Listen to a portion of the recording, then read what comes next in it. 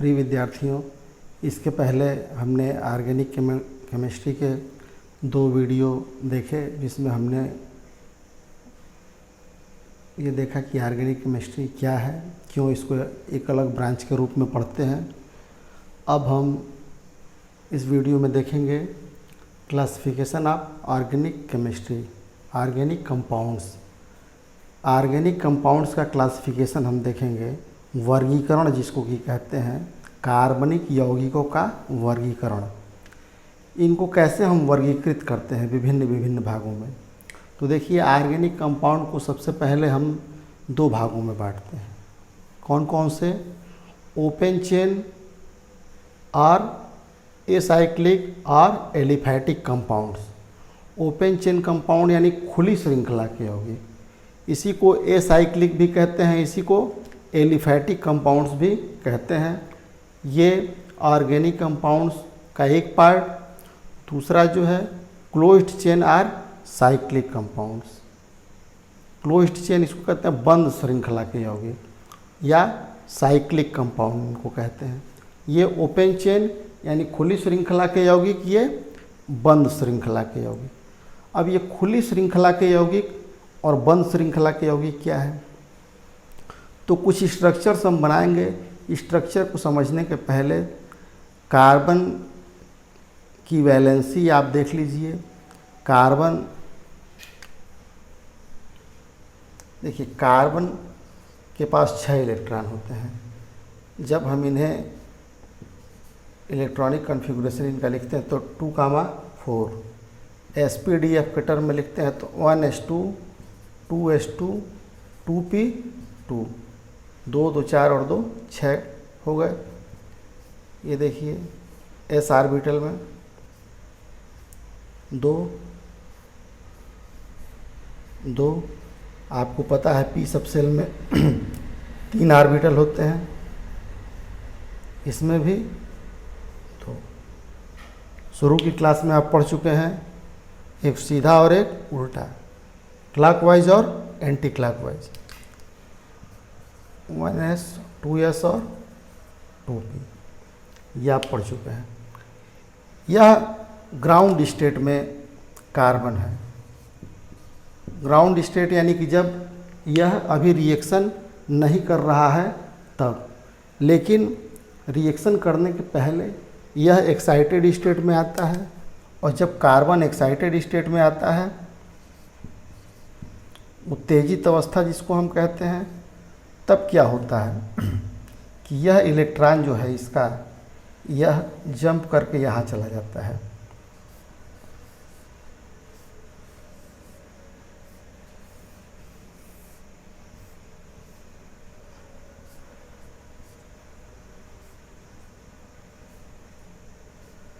दो इलेक्ट्रॉन यहाँ ऑलरेडी हैं, यह इलेक्ट्रॉन जंप करके चला गया यहाँ।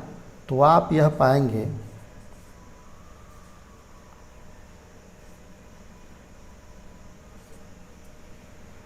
अब देखिए, कार्बन के पास 1 2 3 4 अनपेयर्ड इलेक्ट्रॉन है। अनपेयर्ड यानी कि जो पेयर अभी नहीं हुए हैं। देखिए, ये पेयर्ड इलेक्ट्रॉन है, एक और एक दूसरा है, ये 2, ये पेयर बना हुआ है 2 इलेक्ट्रॉनों का, एक क्लॉकवाइज और एंटी क्लॉकवाइज। मगर इस ऑर्बिटल में, इस ऑर्बिटल में, इस ऑर्बिटल में, इस ऑर्बिटल में, जो 4 ऑर्बिटल हैं, इन चारों में अनपेयर्ड इलेक्ट्रॉन है। यानी कि यहाँ यह एक इलेक्ट्रॉन स्वीकार कर सकता है, यहाँ यह एक इलेक्ट्रॉन स्वीकार कर सकता है। यानी कि इलेक्ट्रॉन इसके पास 4 जो है अनपेयर्ड इलेक्ट्रॉन है, और 4 ही इसके पास वैकेंट ऑर्बिटल भी है, जो कि एक एक इलेक्ट्रॉन ले सकते हैं। इसलिए कार्बन की वैलेंसी होगी 1 2 3 और 4। कार्बन की वैलेंसी कितनी हो गई? 4। इसलिए कार्बन जो है 4 बॉन्ड बनाता है। अब 4 बॉन्ड में जो है 4 इलेक्ट्रॉन लेना या 4 इलेक्ट्रॉन दे देना उतना आसान नहीं है जितना आसान कि 4 इलेक्ट्रॉनों की शेयरिंग है, साझा करना है। इसलिए कार्बन 4 सहसंयोजक बंध, जिन्हें कि हम कोवैलेंट बॉन्ड कहते हैं, 4 कोवैलेंट बॉन्ड बनाता है। अभी यही हम कुछ कंपाउंड्स बनाएंगे, उसमें आपको इसकी ज़रूरत पड़ेगी, इसलिए हमने इसको बता दिया। ये काफ़ी ये आपने फर्स्ट ईयर में पढ़ा होगा, वरना इसका भी वीडियो अलग से जब ये सब चैप्टर पढ़ाना मैं शुरू करूँगा तो ये भी काफ़ी डिटेल में आपको पढ़ाया जाएगा। तो आइए हम देखते हैं ओपन चेन और क्लोज्ड चेन कंपाउंड क्या होते हैं, इनके एग्जाम्पल्स हम देखते हैं।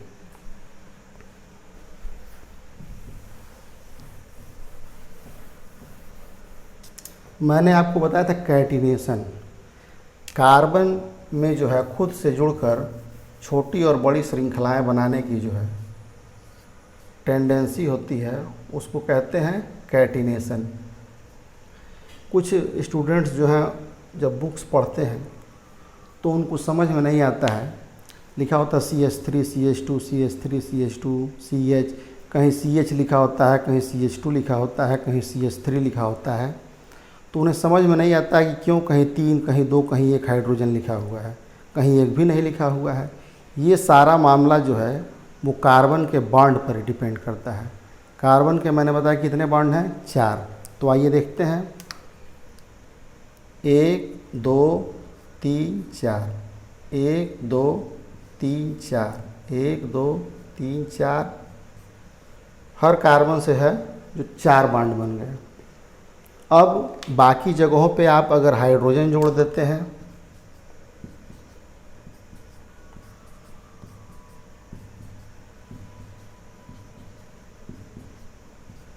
तो ये आपका कंपाउंड बना 1 2 3, यानी कि CH3, इसके बाद CH2,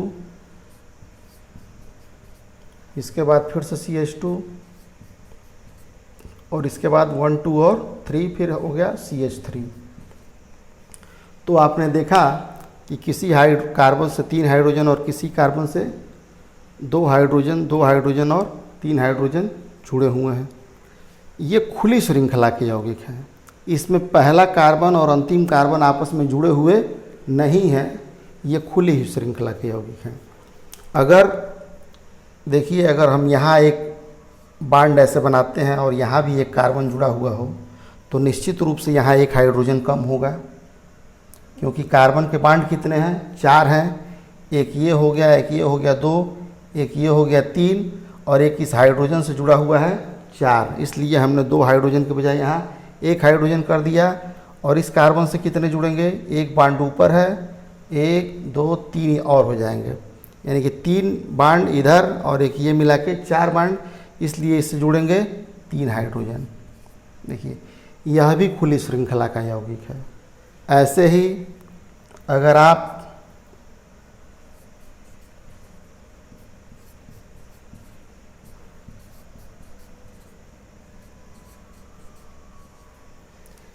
इसको बनाते हैं, यह भी आपका खुली श्रृंखला का यौगिक है। देखिए, बीच वाले कार्बन से कोई हाइड्रोजन नहीं जुड़ा हुआ है। क्यों? क्योंकि इसकी चारों संयोजकताएं जो हैं, चारों इसकी वैलेंसी जो हैं 1 2 3 और 4, चारों की चारों किससे जुड़ी हुई हैं, कार्बन से। ये हमने जोड़ा ऐसे, चारों की चारों किससे जोड़ दी, कार्बन से। इसलिए अब इसके पास हाइड्रोजन कोई भी नहीं है, चारों वैलेंसी जिसकी जुड़ चुकी हैं। अब इन कार्बन से कितनी वैलेंसी बची है, 3, क्योंकि एक ऊपर है तो 3 और 1 4, ऐसे ही 3 3 3। तो हर कार्बन से हमने 3 हाइड्रोजन जोड़ दिया। यह जो हमारा कंपाउंड है यह भी है एसाइक्लिक या ओपन चेन, या इन्हें कहते हैं एलिफैटिक कंपाउंड। एलिफैटिक शब्द कहाँ से आया, इसको हम आगे देख लेंगे। अभी तो ये एक चैप्टर के रूप में एलिफैटिक कंपाउंड्स हम लोग आगे पढ़ेंगे। तो कहीं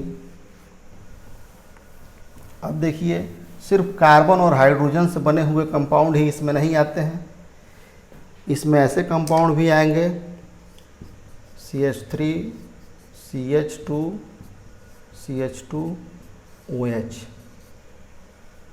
यह भी हमारा ओपन चेन कंपाउंड है। CH3 CH CH2 OH CH3, यह भी हमारा ओपन चेन कंपाउंड है। ओपन चेन एसाइक्लिक या एलिफैटिक कंपाउंड की श्रेणी में।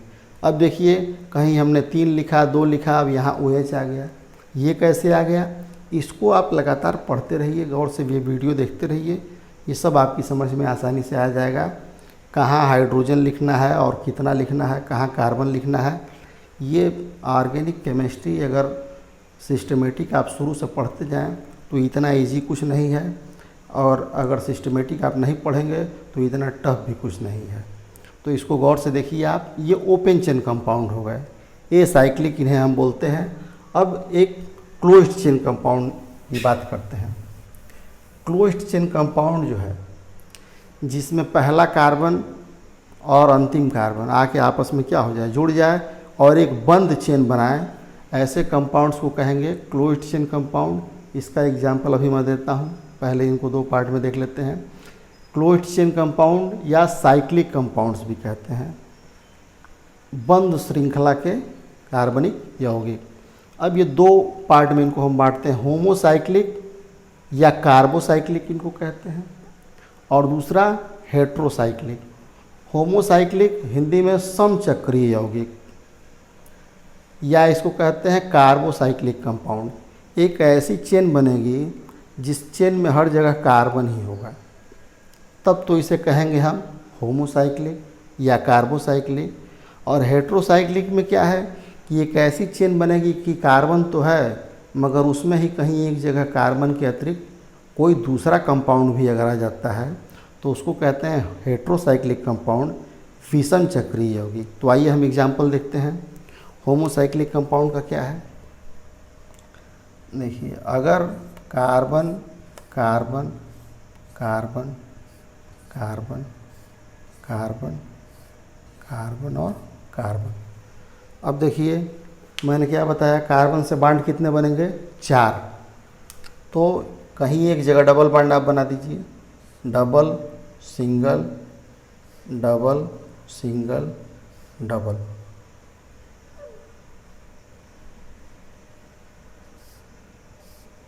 देखिए alternate double single double single double.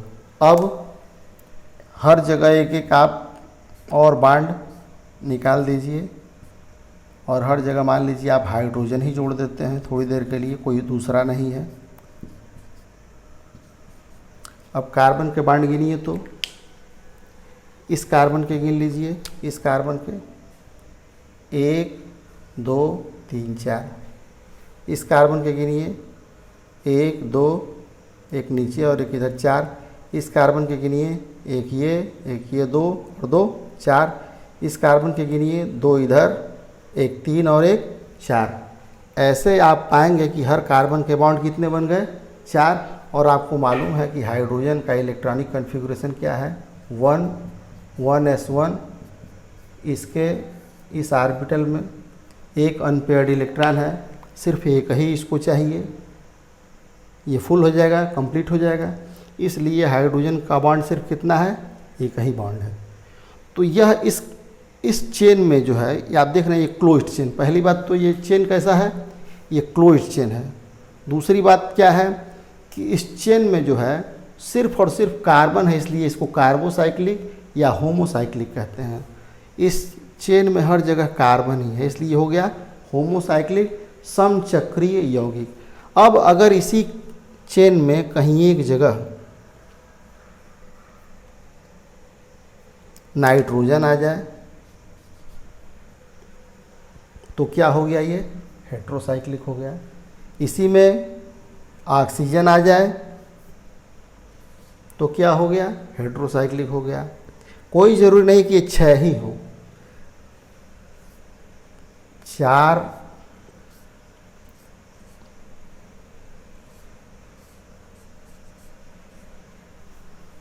एक जगह नाइट्रोजन आ गया, ये क्या हो गया, हेट्रोसाइक्लिक हो गया।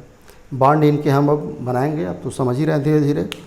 अभी तो हम इन कंपाउंड्स के बारे में डिटेल में तो कुछ पढ़ रहे हैं, अभी तो हम सिर्फ क्लासिफिकेशन कर रहे हैं।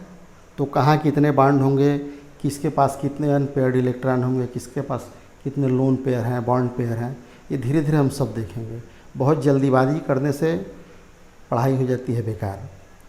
अभी आप जब किसी चीज़ को थोड़ा टाइम दे के पढ़ेंगे, धीरे धीरे पढ़ेंगे, तो दिमाग पे वो स्टेबलाइज होगा और उसको लिखिए, क्योंकि पढ़ने में तो आप एक तेज़ी से पढ़ जाते हैं, लेकिन जब आप लिखते हैं तो थोड़ा वक्त लगता है, और जब थोड़ा वक्त लगता है तो दिमाग पे वो चीज़ ज़्यादा देर तक ठहरती है और वो आपको याद भी ज़्यादा आसानी से होती है, समझ में भी आती है। और किताब ऐसे आँख से पढ़ने पर या कॉपी में अगर आप ऐसे पढ़ेंगे किसी दूसरे का नोट्स लेके, तो आपको ऐसा लगेगा कि सब समझ में आ गया है, लेकिन जब आप कहीं लिखने बैठेंगे तो आपके साथ क्या हो जाएगा, धोखा हो जाएगा। आप कहेंगे सब तो मुझे याद था, मगर कुछ आप लिख नहीं पाएंगे। इसलिए इसको धीरे धीरे पढ़िए, नोट्स बनाइए, कई बार लिखिए। ये लिखने वाली चीज़ है, बार बार लिखेंगे, प्रैक्टिस आपकी हो जाएगी, समझ में भी आएगा। तो आपने देखा होमोसाइक्लिक और हेट्रोसाइक्लिक का अंतर।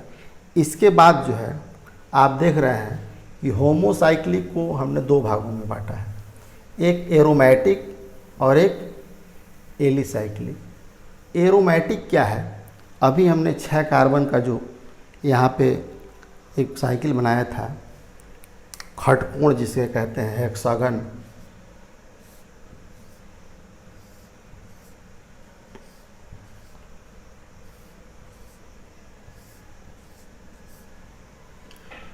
दो double single double single double, और हर कार्बन से एक एक हाइड्रोजन।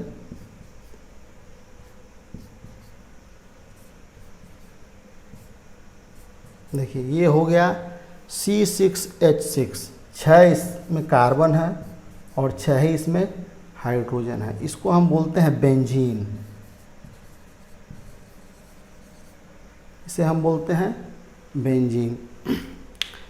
जिन कंपाउंड्स में ये रिंग आपको मिलेगी उन कंपाउंड्स को हम कहते हैं एरोमेटिक कंपाउंड। बेंजीन रिंग मिलेगी। अब देखिए सिर्फ बेंजीन ही नहीं, ये रिंग मिलनी चाहिए। इसमें इस हाइड्रोजन को आप हटा दीजिए, यहाँ आप जोड़ दीजिए OH जोड़ दीजिए, यह भी आपका एरोमेटिक कंपाउंड है। इस हाइड्रोजन को आप हटा दीजिए, यहाँ आप कार्बन जोड़ दीजिए। जब इस कार्बन को जोड़ेंगे तो कार्बन को अभी मैंने क्या बताया, 4 बॉन्ड होते हैं, तो एक तो इधर हो गया और 3 और बनेंगे, 3 हाइड्रोजन ही जोड़ दीजिए यहाँ पे। ये भी आपका क्या हो गया, एरोमेटिक कंपाउंड हो गया। यहाँ आप OH के बजाय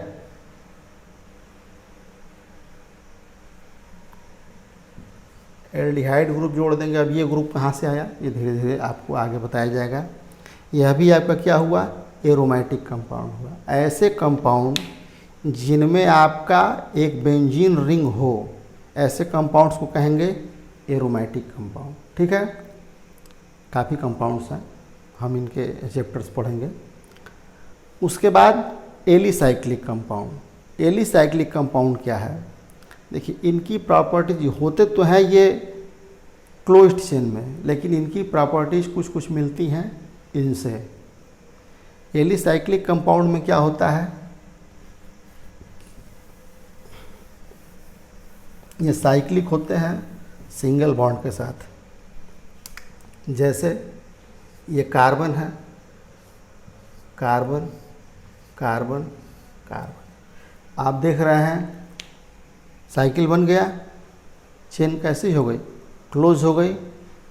अब देखिए इस कार्बन से कितने बॉन्ड हैं, एक और एक, 2 बॉन्ड हैं, तो कितने और बचे, 2 और बच गए। इस कार्बन से 2 बॉन्ड हैं, 2 और बच गए, इससे 2 और बच गए, तो इसे 2 बचे, दोनों के साथ हाइड्रोजन जोड़ दीजिए, तो CH2 CH2 CH2, ये हो गया। ये हो गया आपका एलिसाइक्लिक कंपाउंड। इसी प्रकार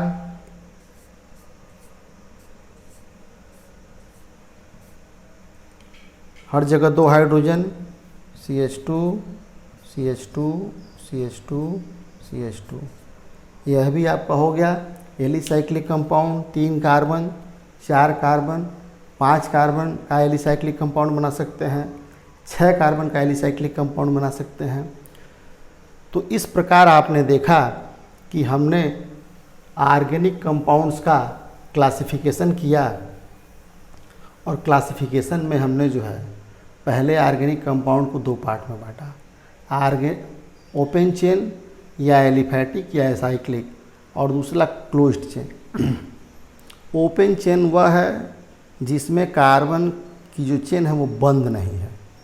बंद नहीं है यानी कि पहला कार्बन अंतिम कार्बन से आके अगर जुड़ जाता है फाइनली क्लोज्ड चेन उसको बोलते हैं, और अगर ऐसा नहीं है तो उसको ओपन चेन बोलते हैं। ओपन चेन कंपाउंड्स जो हैं और क्लोज्ड चेन। अब क्लोज्ड चेन को हमने दो भागों में बांटा, क्या? होमोसाइक्लिक और हेट्रोसाइक्लिक। होमोसाइक्लिक वो कंपाउंड्स हैं जिनमें जो चेन बंद है उसमें हर जगह कार्बन ही है, और कार्बन के अतिरिक्त अगर कोई और परमाणु आता है, कोई और एटम आता है तो उसको कहते हैं हेट्रोसाइक्लिक। उसके बाद हमने होमोसाइक्लिक को कार्बोसाइक्लिक भी कहा, दो पार्ट में बांटा इसको, एरोमेटिक और एलिसाइक्लिक। ये आज हमने पढ़ लिया ये क्लासिफिकेशन के रूप में। अब देखिए आगे हम पढ़ेंगे बहुत सारे कंपाउंड हैं, alkane, alkene, alkyne, alkyl halide, alcohol, ether, aldehyde, carboxylic acid, बहुत सारे कंपाउंड है। कार्बोक्सिलिक एसिड के डेरिवेटिव्स हैं, उनके बारे में हम पढ़ेंगे। पहले हम वास्तव में पढ़ेंगे इनका स्ट्रक्चर बनाना, कैसे हम किसी कंपाउंड का फार्मूला लिखेंगे। उसको लिखने में पहले हमसे गलती ना हो, पहले हम ये सीखेंगे, उसके बाद इनके क्या नाम हैं ये हम पढ़ेंगे। फिर उसमें कार्बन का क्लासिफिकेशन करेंगे, 1 डिग्री 2 डिग्री जिन्हें बोलते हैं। उस आधार पे हम धीरे धीरे पढ़ते जाएंगे। कुछ स्टूडेंट्स अपनी बुक्स देख के सोच रहे होंगे कि सर ने अभी आइसोमेरिज्म वगैरह नहीं पढ़ाया, तो बिल्कुल वो भी मैं पढ़ाऊँगा, लेकिन ध्यान रखिए अभी मैं अगर उसको पढ़ाने लगा तो ये बिल्कुल आपका जो है वो यहाँ से जाने लगेगा, कुछ समझ में आएगा नहीं। इसलिए इन कंपाउंड्स के बारे में पढ़ते हुए भी इसी पढ़ाई के दौरान ही हम जो है किन्हीं दो कंपाउंड्स को बांट देंगे कि देखिए ये दोनों आइसोमर्स कहलाते हैं, और वहीं हम बता देंगे उन्हें कि तब आइसोमर किसे कहते हैं और आइसोमेरिज्म कितने प्रकार का होता है। बहुत आसानी से हम पढ़ लेंगे, आपको समझ में भी आ जाएगा। मेरा यही कहना है कि आप वीडियो डेली देखें। अगर आप पिछले 2 वीडियो नहीं देख पाए हैं, आपको यह वीडियो देखने के लिए अचानक मिलता है, तो आप इसके पिछले भी 2 वीडियो देखिए पूरे, और इसको क्रम से देखते जाइए और थोड़ा लिखने का भी प्रयास करिए। सिर्फ आँखों से देखकर पढ़ने की कोशिश मत करिए, थोड़ा कलम भी उठाइए अगर आप स्टूडेंट हैं। अगर आप स्टूडेंट नहीं हैं तब तो आप वैसे भी पढ़ेंगे तो काम चलेगा, लेकिन अगर आपको एग्ज़ाम देना है तो आप कितना समझे हैं इस पर एग्ज़ाम में नंबर मिलने वाला नहीं है। एग्ज़ाम में मार्क्स तो तभी मिलेंगे जब आप अपनी कॉपी में उसे लिखेंगे, और एग्ज़ाम में तभी आप लिख पाएंगे जब एग्ज़ाम के पहले घर पर आप 5-6 बार लिख चुके हों बिना देखे, तब आप एग्ज़ाम में लिख पाएंगे, वरना लिख नहीं पाएंगे। तो आप क्रम से ये वीडियो देखते रहिए और आगे के वीडियो फिर आपको हम प्रोवाइड कराएंगे। धन्यवाद।